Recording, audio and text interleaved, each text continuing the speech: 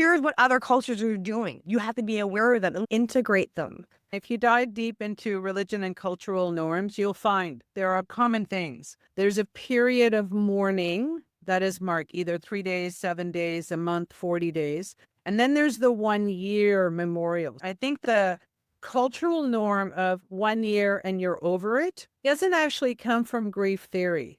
I think it comes from religious practices of Okay. holding a 1 year memorial and then initiating the coming back to life reality. There Sure. are some cultures who the community predetermines the length of the mourning.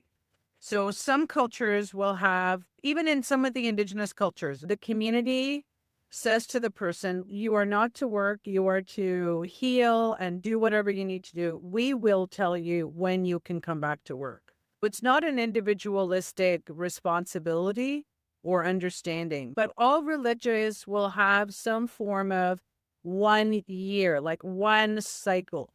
And it's not about getting over, it's about the fact that the community is helping you reintegrate into the social landscape. That's interesting. That's a piece we're missing. This is where cultural humility comes in to learn from other cultures, even in Christianity, like memorials in Christianity, right? Malian ladies wear black for a year. They're not to marry, they're not to do anything. Again, social construction. There's a lot of pushback for that too. How dare you get married again? But again, this is the long historical cultural perspective of how to protect the mourner from this stress, how to also sustain them so they can mourn.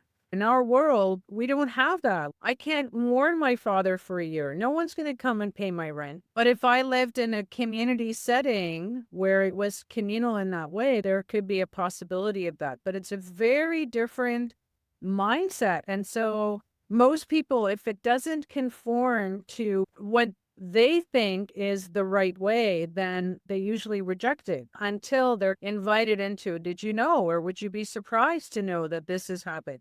This is why when I do a lot of my grief support for people and they may say, I can't get over this or whatever trouble they're having, I say, would it surprise you to know that many people experience? Because most of us feel like we are the only ones who experience the thing. And part of that is because we don't talk about it.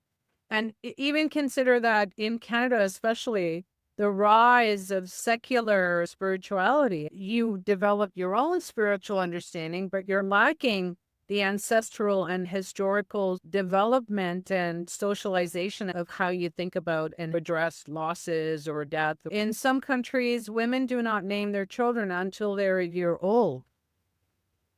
Some of us would say, oh my God, how inhumane.